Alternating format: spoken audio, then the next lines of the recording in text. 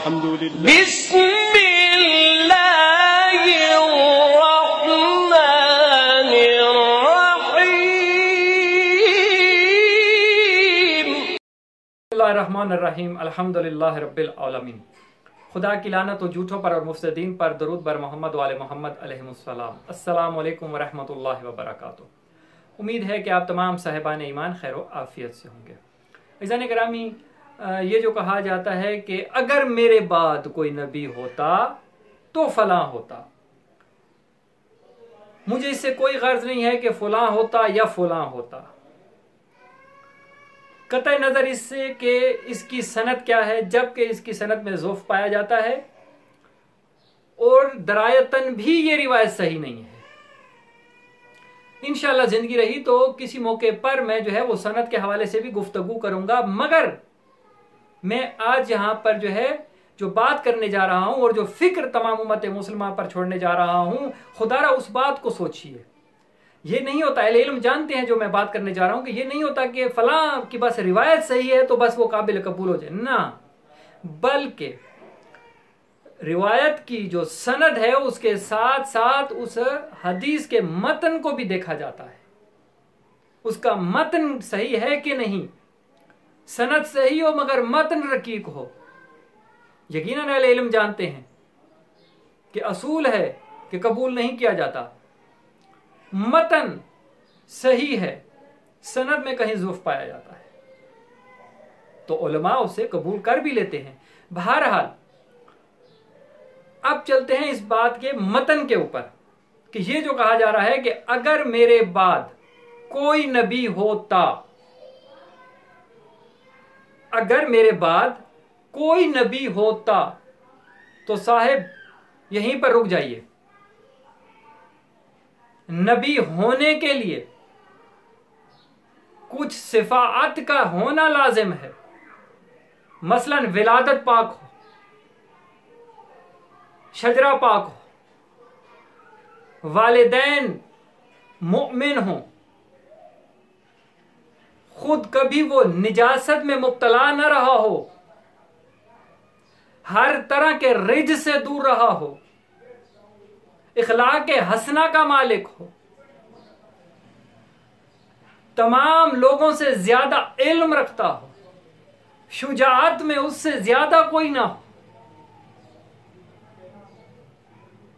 तो अब जो भी आप ले आए फलां की जगह पर के अगर मेरे बाद कोई नबी होता तो हजूर उसकी विलादत को देखिए, उसके हस्ब नस्ब को देखिए, उसके शजरे को देखिए, उसके वालिदैन के ईमान को देखिए, उसके इखलाक हसना को देखिए, उसके इल्म को देखिए, उसकी शुजाअत को देखिए और फिर फैसला कीजिए कि वाकयान इसके अंदर तमाम वो सिफात मौजूद हैं।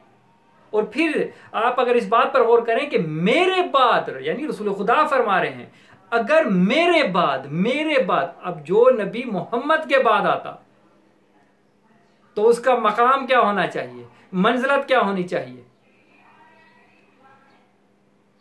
अज़ीज़ान गिरामी,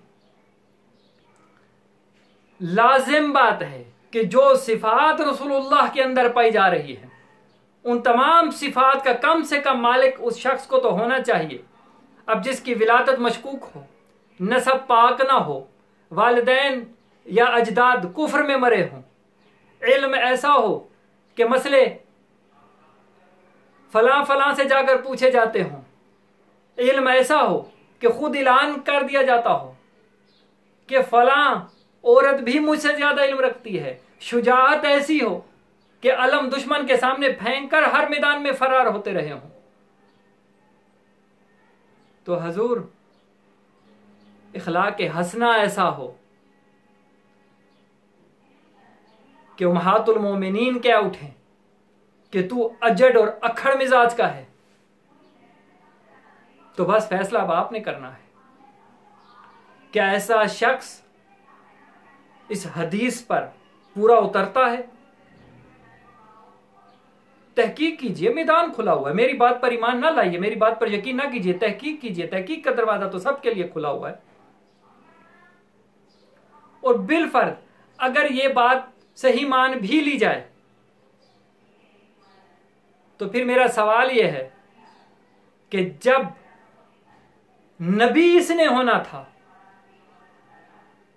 और नबूवत यकीनन इतना तो आप मानते हैं ना कि खिलाफत से बड़ा ओहदा है, तो जब नबी फुला होना था तो फिर खलीफा फुला क्यों हो गए? खलीफा भी तो इन्हीं को होना चाहिए था। और फिर वो मुहावरा तो आपने सुना ही है, मुदाई सुस्त गवाह चुस्त। हमें साबित किया जाए, बताया जाए कि क्या उस रोज जब ये मीटिंगें हो रही थीं, क्या इन साहिब ने लोगों को यह नहीं बताया था कि रसूलुल्लाह ने मेरे बारे में क्या फरमाया था कि मेरे बाद कोई नबी होता? बात है कि अब नबूवत नहीं है, खिलाफत है, तो यकीनन अब खिलाफत मेरा हक है। अगर वो साहिब भूल चुके थे तो इतने सहाबा जो वहां पर और मौजूद थे उनमें से भी किसी को याद ना रहा कि रसूलुल्लाह ने फरमाया था कि मेरे बाद कोई होता तो ये होता। तो कोई एक सहाबी खड़ा होकर कह देता कि साहिब इनको नहीं, इनको होना चाहिए अमीर, इनको नहीं, इनको खलीफा होना चाहिए, इसलिए कि रसूलुल्लाह फरमा गए हैं कि मेरे बाद कोई होता। तो भाई जब रसूलुल्लाह के बाद किसी को कोई मनसब मिलना ही है तो वो तो इनको मिलना चाहिए। अब या तो इस हदीस को झूठा मानना पड़ेगा या फिर उस पहली हुकूमत को बातिल मानना पड़ेगा। अब गाली देने की बजाय कोई इल्मी जवाब हो तो मैदान खुला हुआ है, जरूर पेश कीजिए। जी बिस्मिल्लाह।